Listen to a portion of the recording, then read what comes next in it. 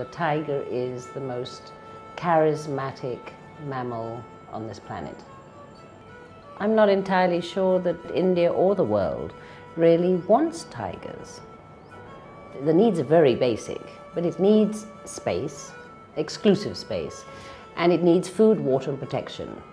There doesn't seem to be much place in modern India for tigers.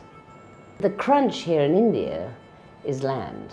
We now have 28 tiger reserves, which are set aside for the better management and protection of tigers. But the problem is that at least 10 of them, there's no tigers.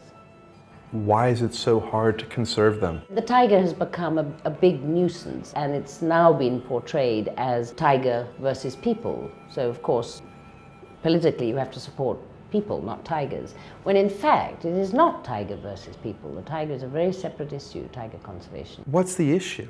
Why can't we protect the tiger? Well, in a single word, it's politics.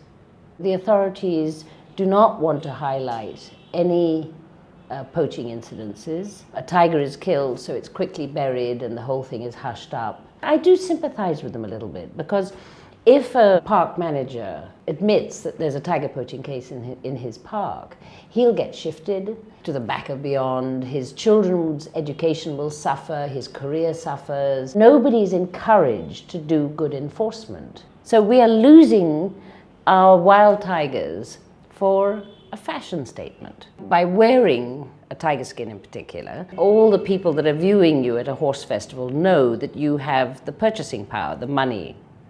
Tiger products like tiger bones and eyeballs and penises and whiskers and everything, that's all processed into traditional Chinese medicine. That's then smuggled to Chinese communities around the world. There are groups of professional poachers. There's two in particular. One is based in Western India, one in Central India, who do nothing but this sort of poaching. And there's a large number of them.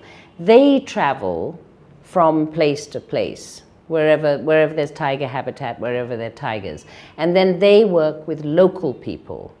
For instance, villagers living in or on the fringes of a tiger reserve merely have to say to them, oh, a cow has been killed in such and such a place, or a cheetal or samba has just been killed, and they get a reward, a cash reward from the poachers, and they don't necessarily take part in the crime.